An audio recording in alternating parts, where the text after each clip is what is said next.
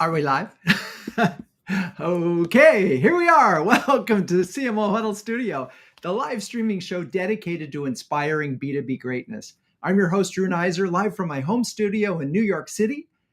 Harvard Business School professor Michael Porter famously said, "The essence of strategy is choosing what not to do."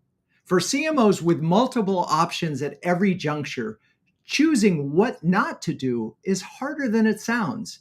It takes discipline and a willingness to say no to the extraneous, regardless of the source, to appreciate the benefits of a tightly defined strategy and an equally focused executional plan. Today, we're speaking with three masters of their craft. So with that, let's bring on JD Dillon, CMO of Tigo Energy, and returning guest who previously appeared on the show to discuss B2B branding on a budget and aligning marketing with your business goals. Hello, JD. How are you and where are you this fine day? I'm doing wonderfully, and I'm in Campbell, California, right in the Bay Area. I love it. Now, I always go back and forth between Tigo and Tigo. Can you just make sure I get it right? Tigo. It's Tigo. I knew it. Tigo I if knew you're it. in Europe for some reason. Tigo. But Tigo here. I am becoming my father who could mispronounce any word no matter how hard he tried. Well, Even avocado he would screw up or Toyota. So what can I say? There are he worse. lived a long life, so that's a good thing to be. Exactly. Maybe that's the secret to a long life is mispronouncing words that are easy to remember. All right, Tigo it is. You've introduced this very cool program, the Green Glove Service. Let's just take us through how you got there and what it is, because it's become a focus, and I just love this program. Sure, it's a premium service for solar installers. We sell our equipment to solar installers before, during, and after the installation. It's got a 6-point plan. It basically brands good service, and it has differentiated us in the marketplace.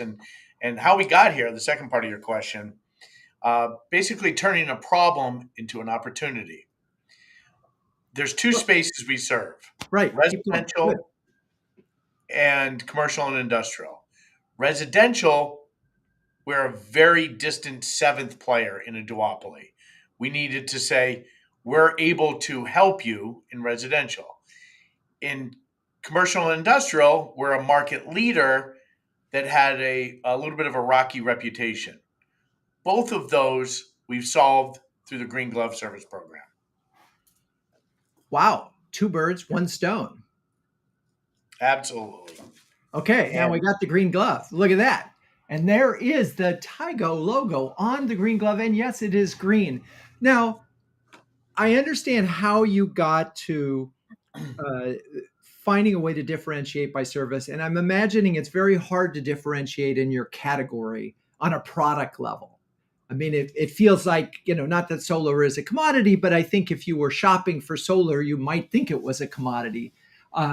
So how has this, and I know you didn't sort of suddenly say to everyone, here's the big idea, let's go. It sort of grew from like a test, a small program. And I love this. Talk about the sort of, you solve the problem, but it didn't become, I don't think you necessarily, as I seem to recall, got there by just saying, okay, everybody's all in on this, right? Nope, not at all. Not at all. We are a product-focused company, and service is needed to play. And that's the way we had been. And frankly, all of our competitors are as well. So what we did was we ran into a couple of issues. We gave extra special service to the customer, and they said, wow, this is special and different. And it's sort of organically, we said, well, let's do more of it. Number one. Number two, and this was my thought, was let's brand it somehow. Our color's green. Green is renewable, of course. White glove service. We turned it into green glove service. And now we actually have people asking us about it. We go to a show and people say, what's so special about this green glove service? So, and best of all, and I think this is what you might be getting at, it's galvanized the whole company. Everybody talks about it. We just had an all hands for the company. We talked about the service. We just hit 306 different sites have been served green glove service. 306. And it was launched last September 11th, coincidentally. So uh, it's growing like crazy. It's now being asked for. People are saying, "What can I do to get in it?" And by the way, it's free. So all you got to do is raise your hand to get in it. So there's no extra charge for this. This becomes, in the old days, a sparkling drop of Retsin. This becomes your little secret sauce that you can have. That's part of you. If you're doing business with Tigo, you're going to get the green glove service. But by branding it, you got employees excited about it. You got your Yes. partners excited about it. And so let's talk about the rollout of this and how did people sort of internally, how did you sort of get a sense that people were going to get excited about this? The internal excitement came. We have a culture. We're an in company. We're an in office company, and it's around the lunch table. So we actually have a free lunch. You can order it ahead of time, and they deliver it, and everybody sits down. It's like a family, and we sit down. And I heard people talking about it. Somebody and I went to a conference, and one of the guys who's a service tech out of Vermont actually said, I have more green glove served customers than anybody else. Well, as soon as you're starting to compete internally, that's wonderful. And at some point, it becomes the brand. Tigo, you get green glove, period. End of story, drop the mic. And funny little sidebar, the other day, I saw the Good Housekeeping seal of approval. For those that have been around a while, that's what we want to get to. That you could actually put the green glove as yep, this installation was green glove served. And Good Housekeeping, which was wonderful marketing for many, many years. Seal of approval is what we're trying to get to. And it was, in fact, just marketing, right? Yes. And that's the wonderful part of that. It became its own thing, but it was definitely a Well, marketing. you say just marketing, but you have to deliver on the promise too. Right. Yeah. I'll tell you, I got an email 3 days ago from an installer who was unhappy. And they said in bold letters, this is not green glove service. It gives us something internally to live up to. You're going to work harder because he was right, by the way. In that particular instance, we weren't providing green glove service. Well, it's something for internally. We all want to live up to that badge, as it were. Yeah, that's so interesting. There's a lot of things that I want to just sort of put a punctuation point on. One, you took a metaphor, white glove, you made it your own with green glove.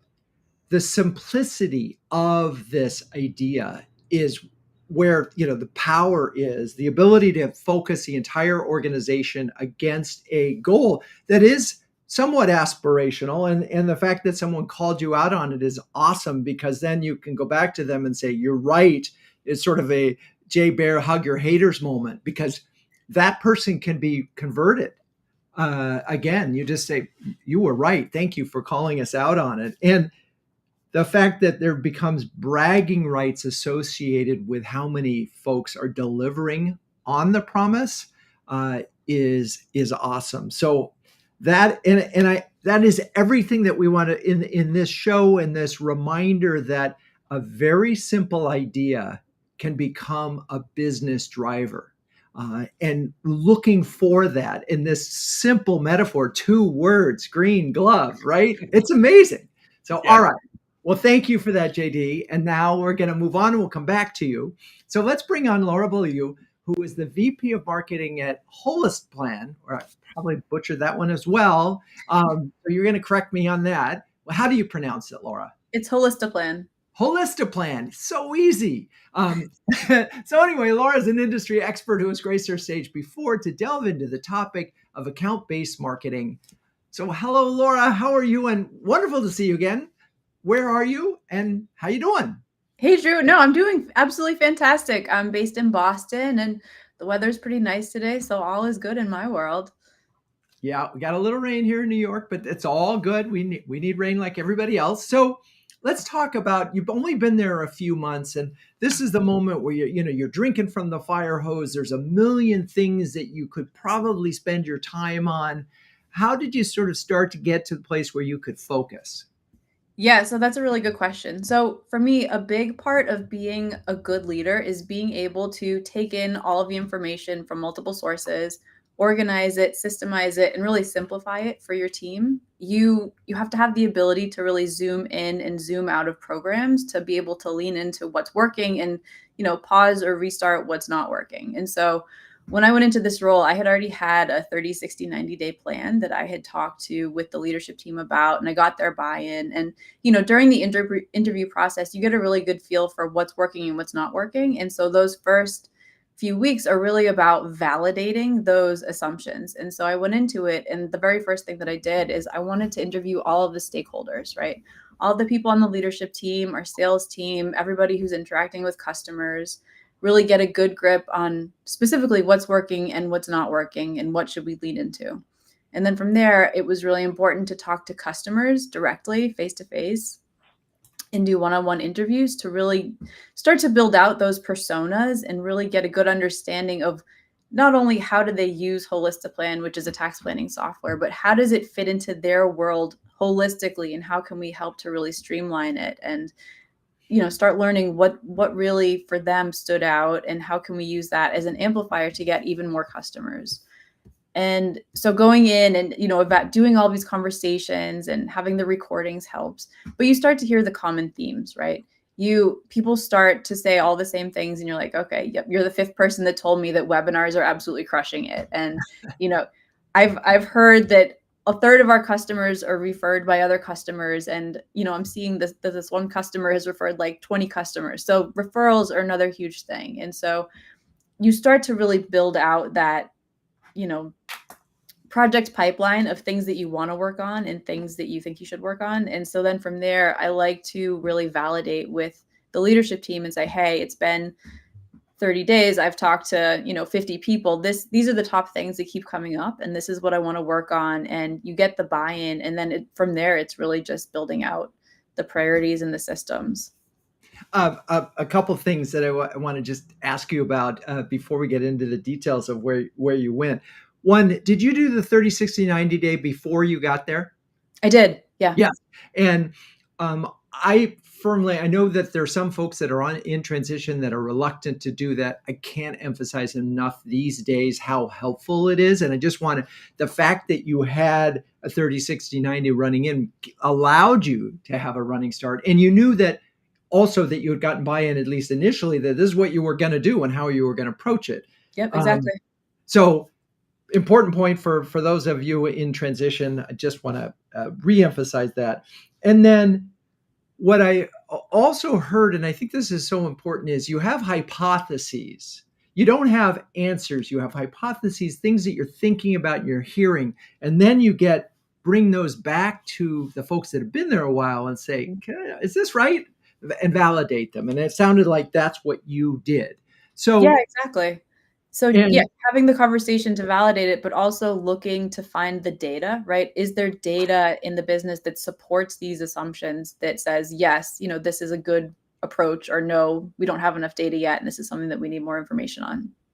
Okay, so as you're doing all this, can you give us an example of one or two areas where you said, okay, we're gonna really lean into this from a marketing standpoint, and you can start whether it's strategy or execution. Totally up to you. Yeah, so there's two main buckets. The first one is webinars, and then the second one is referrals. So webinars for us are a great driver of new business, and we have two current themes for webinars right now. One is for our future customers that we have with one of our influencers called Debbie Taylor, and then another one is for our current customers, which is a masterclass. And we find that once people start coming to these webinars, they kind of get hooked. And so I wanted to create an influencer pipeline, right? When advisors are hearing from other advisors on here's the best practices and here's how to scale up your business, it's so much more impactful than just having the brand saying it. And so what I wanted to do was build an influencer pipeline. And so what I did is I went through all of our NPS scores and I picked the people who were giving 9s and 10s and who were kind of raving fans already, and just did some interviews with them, right? Getting a good sense of their personas and their personalities. And the people who were really gung-ho about Holistiplan, I invited back to say, hey, would you want to do this test with us? Would you have any interest in doing a webinar on how you got up to speed and how you started to scale this at your business? And I was honestly really surprised with how many people were really interested in it. And then once we deployed some of these webinars, I was just absolutely blown away by the engagement and the comments of people who were really just like learning so much and had so many questions on the tactical execution of how they do it, that we're going to be turning these into a series. So it was really, really awesome. It's interesting because you're verging on to community-led growth in a way. I mean, it's sort of somewhere between influencer marketing and community-led, but it feels like you're getting to the point where you're bringing folks together who have common interests, common challenges, and you're enabling them to connect and share value. And as a result, and because you're the person who brings them together, the connector, you're getting a lot of good sort of halo effect stuff happening. Oh no, it's amazing. It's been really incredible, like from a learning standpoint for me, in terms of what are the most valuable things that people are learning, and also for our future customers, right? They're deciding, do I want to start tax planning? Do I feel ready? And this is really helping nudge them along their buyer journey. So interesting. So the focus that I'm seeing, it's funny because the webinars and the referrals are kind of coming together. They are. Right? Because the referrals are those super customers who love you. Now you get those super customers to be on the webinars. And next thing you know, it's one focused program against sort of amplifying your advocates, right? And helping your advocates look great. Exactly. No, it's a really nice program. I'm so excited about it. And have you started to think about branding it? I mean, do we have a green glove like thing that for Holistiplan? We don't have a green glove yet. We're calling it the advisor influencer pipeline right now. Okay, we can do better. Advisor influencer pipeline. And what's great about this in my mind is that it is not just about acquisition, because you really are, every time you have celebrate someone on a webinar, you are basically saying, thank you for being a customer. We respect you. And you honor us by doing this. Mm-hmm. So it's bringing together that. And I know that there's so much pressure on CMOs right now to, particularly in the first 90 days, to drive, opportunities. But you don't often think, oh, well, that's just about new customer. It's not. It's about existing customers and new customers, somehow or other bringing them together, right? Yeah, exactly. All right. Well, that's awesome and exciting. I can't wait to see how this rolls out and how it becomes sort of a cornerstone. It feels like it could become a cornerstone of your marketing. Yeah, I think it will be. And the hard part will be to keep people from saying, well, this is great, but let's do this too. Right? Because I mean, this is the challenge, that you get a successful program up and going, and then people just sort of internally get a little bored with it or whatever. And to keep everybody, no, this is the big thing. It is. No, I mean, it's good. So it's funny you bring that up. So we just recently started doing OKRs for our team. And, in marketing, as you know, you have 1 million things that you could be doing at any given time. And it's really about figuring out what are the most valuable things, most impactful things that you could be doing. And our team had, they had a little bit of a hard time narrowing it down to 3 to 5 things, right? Because you're like, well, I could do this today and I could do this tomorrow. And it's like, no, what are the 3 to 5 most impactful things you could do in a quarter to drive the business forward? And so that really helps to narrow the focus and not boil the ocean.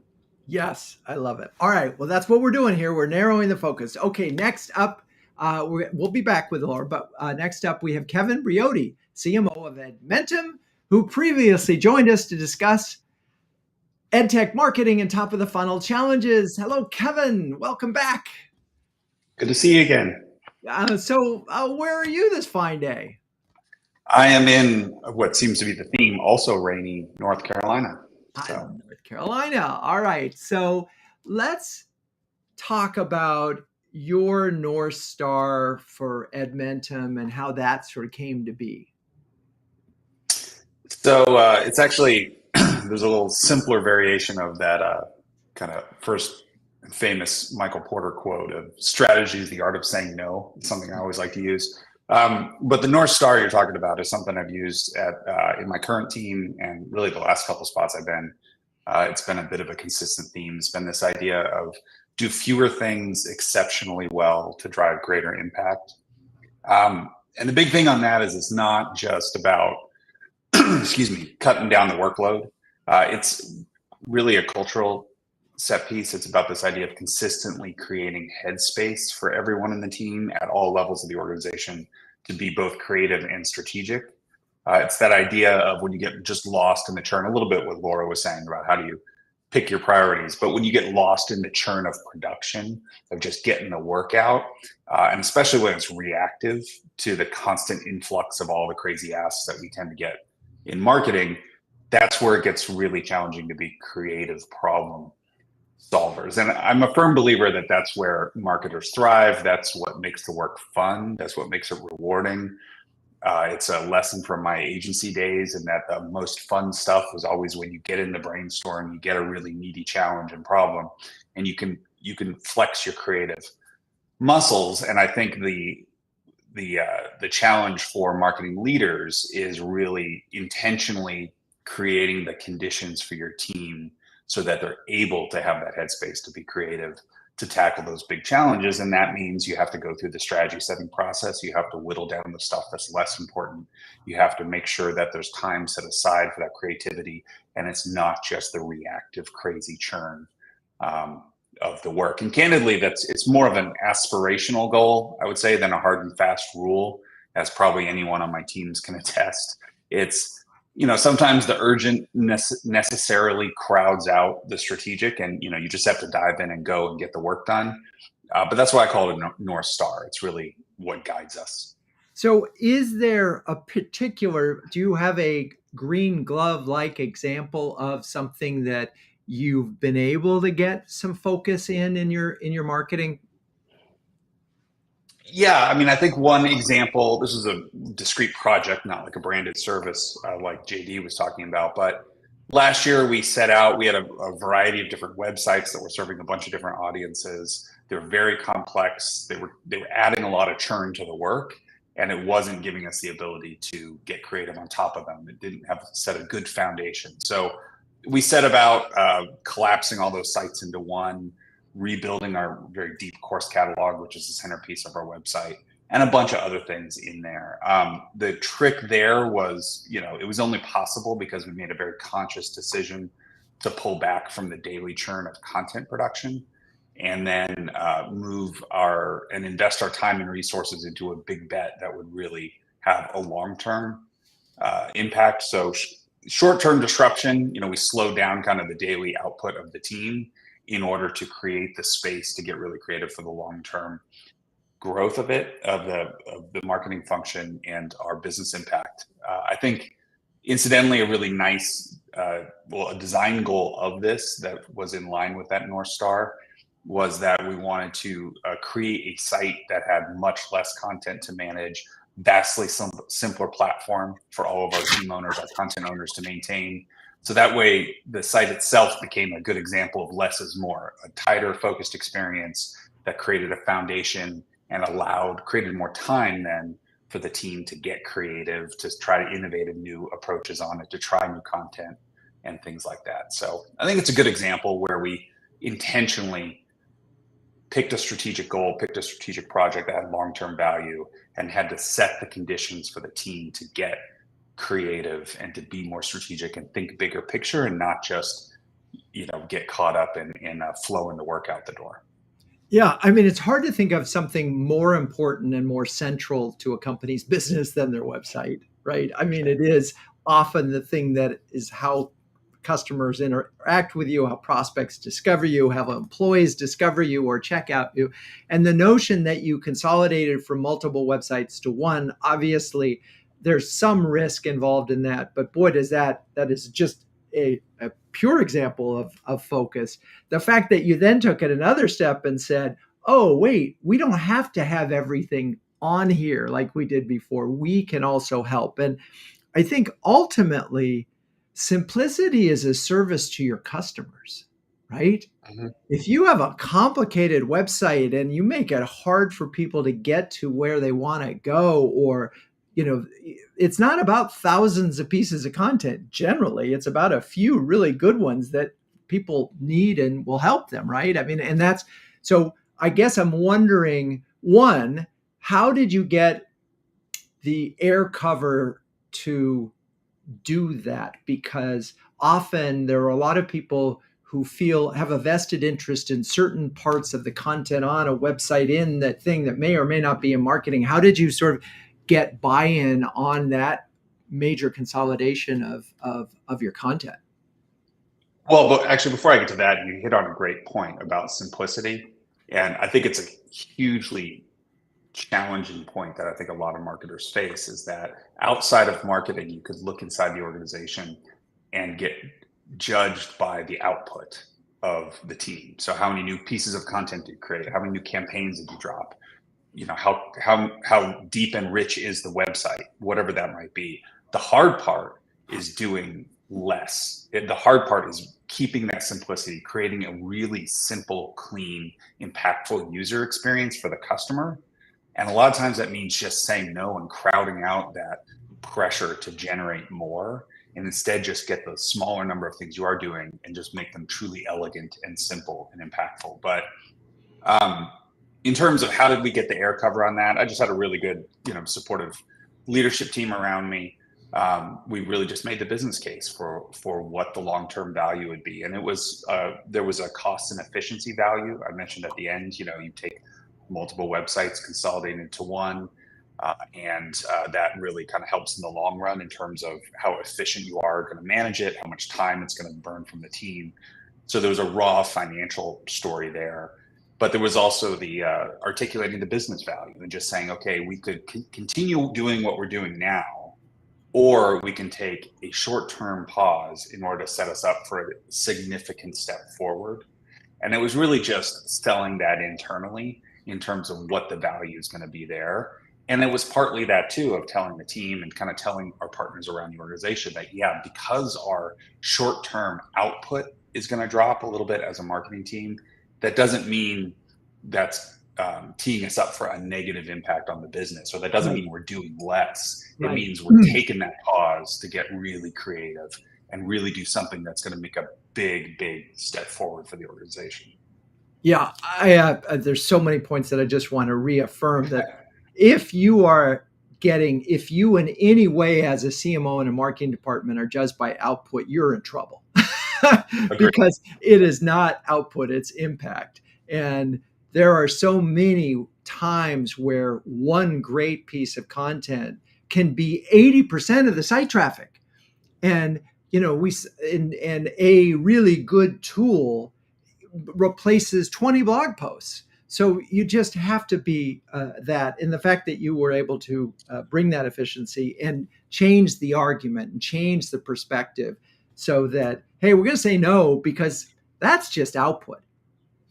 What we need is impact. And that's a big story that you were telling. So that's awesome. All right. We are now going to shift gears for a second. I'm going to talk about CMO Huddles.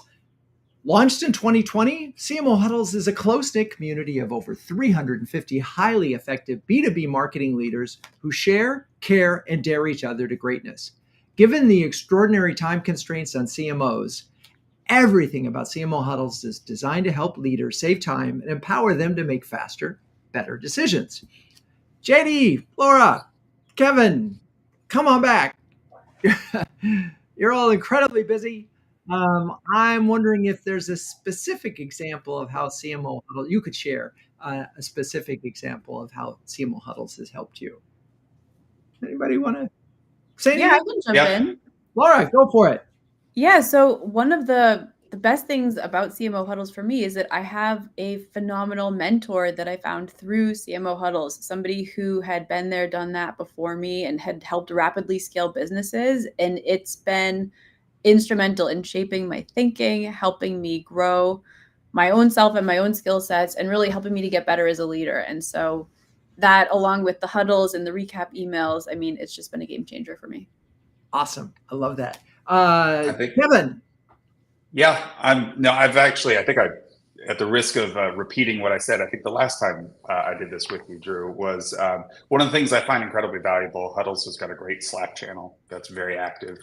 I do think in that, a lot of times other CMOs will share vendor recommendations, which I have found incredibly valuable. At Edmentum, we actually have several vendors we use that we found through the Huddle community that have been incredibly helpful. So it's that kind of stamp of approval and sharing their personal experiences for best practices and other things that really helps me move faster and find some good quality partners to work with. Well, I really appreciate that. JD? You bet. So I come from a hardware background and actually a product management background. And when I first started, marketing was a product manager who could actually do good PowerPoints. And as I've evolved, however, in CMO Huddles, I believe hardware misses the customer success angle that SaaS brings to the table. And I never would have gotten that type of exposure. And when we start hiring again at Tigo, I'm going to start doing customer success type actions and bring from learning from one whole part of the industry into mine. And it's invaluable. We appreciate you. And by the way, great hat. Very good hat. All right. Well, if you're a senior B2B marketing leader and need a shortcut to B2B greatness, take a second and sign up for CMO Huddles, our free starter program at cmohuddles.com. All right. Let's get back to the need for focus. So I want to talk about this challenge because I don't know about you, but I, suffer from ADD, and I often see another good idea over there. It's like, the squirrel syndrome. Oh, look, squirrel. And I know that there are a lot of folks in organizations, whether it's the CEO or the salesperson, who go home and think about a problem and come back the next day with a great idea. I have a great idea. And then you need this focus and you need to say it. So how do you balance this need for focus with also a requirement to remain agile, given that, markets change? JD, help us out here. Sure. Well, since you brought up hats. Okay. All right. I can't do this. It's harder than you thought, right? Yes. So one of the ways I stay focused is ROI, return on investment, has a numerator and a denominator. You can increase the ROI by either decreasing the I or increasing the R. Do experiments. Get a good ROI by doing a little bit of investment and getting a modest amount of return. And if you do a lot of little experiments, number one, you can tell people you're working on it because you are, but you don't go all in. And that I find to be very, very useful. Right. So you're not completely saying no. If you hear an idea that might be worth testing, you go ahead and you test it. Okay. Laura, thoughts on this? Again, you're new at the thing, and I'm imagining that there was more than these two programs that you saw that go, well, this looks good. How do you sort of keep your team, and the people around you from saying, we need to get beyond the, what did you call it? The advisor influencer program. Yeah. So, I mean, a lot like what Kevin said, it's not the power of the output. It's about the power of the impact. And so when I look at what the roadmap has, and I look at what the events calendar looks like, and I look at what the email calendar looks like, you pretty much, you have your roadmap there. You have your quarterly OKRs that you want to hit. And then you have to leave some room in there for wiggle room for testing and learning. So I like to leave maybe 10-20% of room and budget for testing and learning, because you never know when that next great thing is going to happen. Could you just, for folks, anybody who doesn't know OKRs, just explain what they are? Yeah, so it's setting goals, setting high level goals that are generally stretch goals, and you want them to be SMART goals. So specific, how does it go? Measurable, Specific, measurable, actionable, relevant, and time bound. There we go. Yeah. So you want to have all those things in your SMART goals, and when you set them, you want to be able to hit 80%. So like if you hit 100% of your goals, you know you set them too low, and if you hit 60%, you know you set them too high. So you're going for that 80%. Can I hit 80% of my goals, and will this drive the business forward? So and then there's this other question of protecting the budget. But before we get there, so Kevin, any more thoughts on that, or we can move on to strategies that you employ to maintain focus on long-term goals? Well, I think just actually, Laura, I think you credited me for saying something and then rephrased it far more eloquently than I did. So I appreciate that. I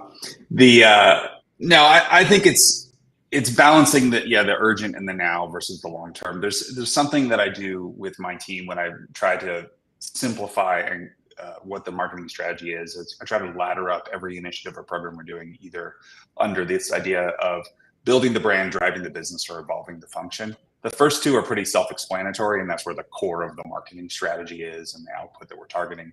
It's that last piece of evolve the function, though, that every team that I manage has to have baked into their fiscal year marketing strategy. And that is where those iterative experiments come. That's where those new investments in new tech is. That's where we bake in, staff professional development or whatever it is. But it's that idea of like how every day, week, month, quarter, are we going to get better as a marketing team, even if it's not directly tied to this year's fiscal strategies? What's our plan to evolve, our plan to get better? So I like to lock that in. The three were building the brand, driving. I missed the business. Driving the business. What was the third?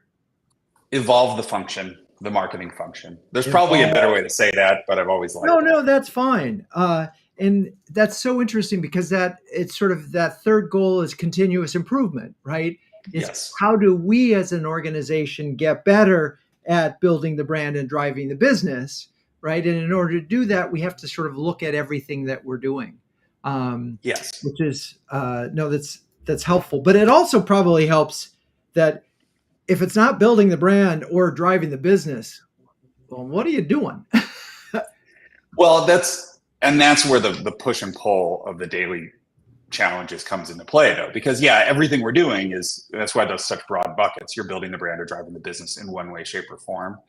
But at the same time, hopefully, at the same time, you have to allow some flexibility within your team to run those experiments that it's hard to maybe articulate how exactly they slot in, but that investment in training that, all the time that I'm sure every one of our organizations is sitting down and saying, let's experiment and learn around Gen AI and all the latest cool tools, is around that idea of every day we should be a better marketing team and a more effective marketing team than we were yesterday, while we're still working against our fiscal year strategy and goals. So it's just allowing for that creative space to get better and kind of making that a team mandate too, that we should always be a little bit better tomorrow than we were yesterday.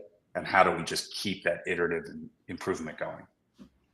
Yeah, which brings up the whole question of what better is and how you're benchmarking. But I want to get to JD, and just in the last two conversations in terms of the focus and the strategies of getting there long-term versus operation, and what you heard and what you'd like to add to that. So I have terms I've done for what Kevin just articulated. I call it thunder and lightning. Thunder is quantifiable noise, which is essentially building the brand.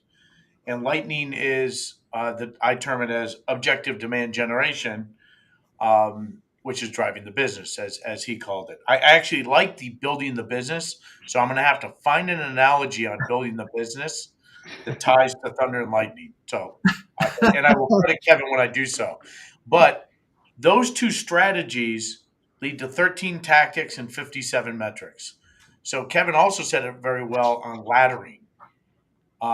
Every one of the metrics leads to a tactic that leads to one of those two strategies.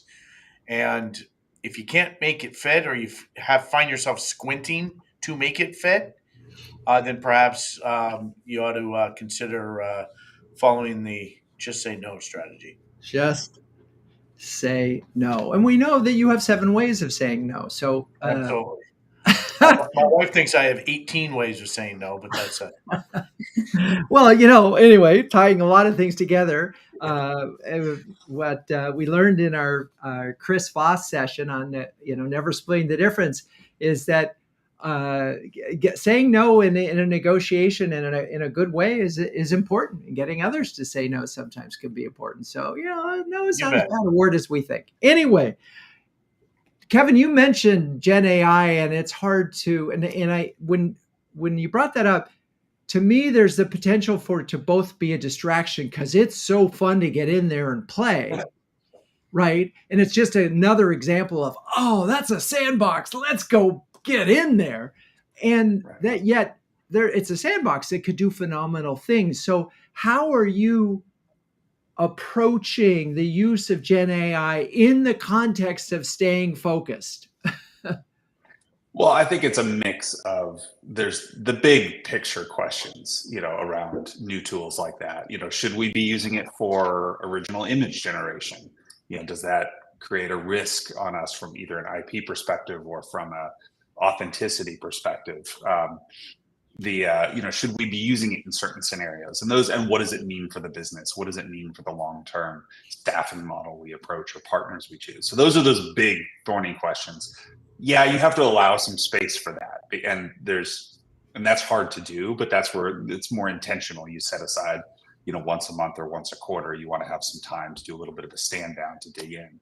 I think the place where it's much more around the iterative ongoing improvements. And those are where, like Gen AI is a good example. You set an ask for challenges to your team of like, okay, in your specific role, what are some specific examples you can use where you can take some of those tools to make you a little bit more efficient or a little bit more effective? Can they get you, 60% there on new content creation? And then, or can they help with brainstorming and ideation and things like that? So I think it's more splitting it out. It and a lot of other new tech in marketing can be a very big, imposing topic to have to tackle. But I think it's those big questions those are fun ones to tackle, and you do need to allow space for that. But the ongoing ones are much more modest of like, how does this help your job today or tomorrow?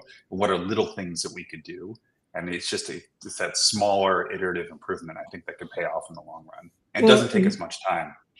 One of the remarkable things about this technology versus every other technology to date is you can ask it how to use it and guide you. So even if you've never done it before, as long as you know that you can ask it, I don't even know what you call this. What do you call the thing that I want to do here, right? And then you can say, okay, this is what I want to do now. How do you outline it? And that's really, truly, there's never been an application that would teach you how to use it like that.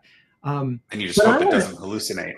Well, yeah, but that's a different thing. But I mean, if for example, you want to build an app, and so JD, I'm going to you, and I'm thinking about, you may have seen my posts on generative AI, and where I think the excitement is, it's about creating apps or widgets or things that bring the big ideas of your brand to life. So now I'm thinking about, okay, what would it mean to create a green glove as an application, and what would that look like? And suddenly I go, okay, so I could go play with Gen AI and think about, how would I do that? Anyway, to me, that's where it starts to get interesting, is that you can build stuff that you could never build before, right? Because I don't know how to code. I don't know. Do you know how to code, Kevin? I don't know how to code. I mean, but now it'll tell you how to, not only what it is, assuming you give it the right input, and perhaps your proprietary data, then you can behind the scenes create something magical that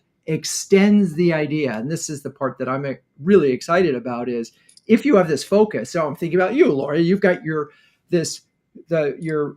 customers that are really great, your influencers, if you will, and the webinar. Okay, so now what could you do with all that content, or could you create it? Is there a way to slice and dice it? Anyway, this is just me getting excited about this technology in a different way. How do you use it to focus, not to create a lot of stuff, to focus and amplify the things that you're already doing? Anyway, this is not about me. So I want to talk about the role customer feedback plays in shaping your focus. So, I mean, Laura, you already talked about how you went to talk to customers and you're using customers, but do you have a way of continuing to get that feedback to sort of reinforce that you're in the right place? Yes. So I love this question because this is something that we do a ton of. So part of the webinar play is polls, right? Surveying the audience, asking the audience, listening to the chat in the Q&A. And so one thing that we have been talking about was, should we do a customer-led growth play? Should we do a community-led growth play where we have maybe like a private Slack channel, kind of like CMO Huddles, but for financial advisors, where they could privately come and discuss something that's not on Reddit. And so we had talked about it and kind of bounced it around inside of our leadership team, and we got the green light there. And so during one of our webinars, we posed it as a question, and the response just absolutely blew me away. So we had 66% of people who said yes, they would be interested. And then we had 22% said maybe. And so overall, it was like positive sentiment from almost 90% of people. So that, like, it just, I love that feedback. And then the other thing that we've been doing is any type of question that we're getting in the Q&A section of the webinars, we're doing follow-up email campaigns with answers to those questions. And those have been some of our highest open rate emails that we've ever sent. And so it's a way of giving back to our customers or future customers and saying, hey, we're listening. Hey, we appreciate you. And hey, we want to help you get an answer to this question. And so like the return and the engagement has been really incredible. And again, it still connects back to the focused idea that you're doing. JD, I'm wondering about, you've already mentioned a case where a customer gave you feedback in real time about it, but how is there, Green Glove 2.0 as a result of the learnings that you have in this process? Absolutely. Last week I was in Minneapolis, meeting with installers, and one of the installers asked me, what about getting my people Green Glove certified? So the way I've envisioned the site, the program is the site, the installation is Green Glove, but people wear gloves, not sites. And he asked, what about getting my people? And he said, I have 6 crews or something that do installations. How can I get each of them Green Glove certified? And my short answer was, I have no idea. I haven't thought about it that way, but now we're going to. So that's going to evolve the program. Yeah. And I have no idea where it's going to land. But it's not just sites, it's people. And now we're going to get them trained, et cetera, et cetera. So this is customer feedback into what to do with our program for them. Fantastic. And, again, this is where I go to, there's the problem is the opportunities to create Green Glove certification programs, which is an extension of one idea, right? It's not a new thing. It's an extension of it. By the way, if you went on ChatGPT and said, how do I create a certification program around this, and give me the outline for it, it would probably get you a lot farther than you would have been, 3 minutes before you did that, but also could ultimately help create it, which is, again, this is where this technology changes the game, because something that you didn't know how to do, you can suddenly say, oh, there's somebody can figure this out or help me figure it out. So, and by the way, the other thing that really reminded me of, at some point in time, there will be an employee certification where employees are certified on the brand idea of Green Glove. Yes. Right. And that's another cool extension. Well, we're getting to the end here. So let's get to some final words of wisdom, and we'll do this in reverse order for other CMOs when it comes to focusing your first marketing, but also the organization, because one of the things that marketing can do is get the whole organization focused behind an idea. So, Kevin, final words of wisdom. Just a little, maybe reiterate a little of what I said before, which was, I think it's the CMO's job to intentionally create the headspace to be creative and be strategic for your team, for every single person from entry level, fresh out of school, to senior executives within marketing. I think you have to intentionally give them the space to be creative. And part of that is going through that focusing exercise of making, cutting out the low value, the churn, the raw production that doesn't add a ton of value or impact on the business in order to create the headspace. So that's my big takeaway is you got to be intentional about it. You have to be, allow for that creativity to really take hold. And that's such a good insight talking about the entry-level people, because I certainly remember my first job. It was like people gave me stuff, I got it done. I had no sense of where the pieces fit or what, it was just, oh, there's a task, get it off the list. And that's, hopefully marketing can evolve farther than that. Okay, Laura, final words of wisdom. Yeah, I love the exercise of what do you have to have and what's a nice to have. And what can you elevate and delegate, not just for you, but for your teammates? Like what things are they doing that they don't necessarily need to be doing, that they could maybe delegate to somebody else or delegate to a consulting agency or delegate to, a freelancer or something like that. I love freeing up people's time that way. And so it's really just, how do we focus on the most important things and just get those things done, and everything else, if you don't get it done, it's not going to break anything. It's just going to free you up more time. God, you can't do everything, and whether you're the CMO or the entry-level person, so you do need to really think about it. And I love the notion of elevate or delegate, and particularly for CMOs right now who are really struggling with their time demands. But that, if you can have a more focused agenda, it means you have fewer things, both your team coming to you with challenges and you on your plate and what you're talking about and so forth. And it gives you more time to talk to customers and so forth. Okay, JD, bring us home. Okay, well, I love that. Intentionally creative, elevate and delegate. And I will close it with repeat. There we go. Repeat, and repeat. I can't tell you how many times we talk about Green Glove in this company. And sometimes it feels to me like we're over talking about it, but that's impossible. If it creates a centralized theme that people focus on and move forward. So intentionally be creative, elevate and delegate, and repeat. Oh my goodness. Drew, yes, well, people are going to be confused as to which one of us is which. I know, it's true. Well, I had to sort of share and bond with you because this is, a group of penguins is a huddle, just in case you're wondering why we have this. Anyway, I am feeling a little left out that we didn't Kevin, get the hat. You are all amazing sports and have great headwear. Thank you for audience for staying with us. Please join us in 2 weeks when we'll be talking about strategic marketing with Dan Loudon and Shirley Macbeth. Cue the music. CMO Huddles Studio is produced by Melissa Caffrey. Our production assistants are Laura Parkin and Ishar Cuevas. If you'd like to learn more about CMO Huddles, please visit cmohuddles.com. I'm your host, Drew Neiser, and until next time, keep on sharing, caring, and daring each other to greatness.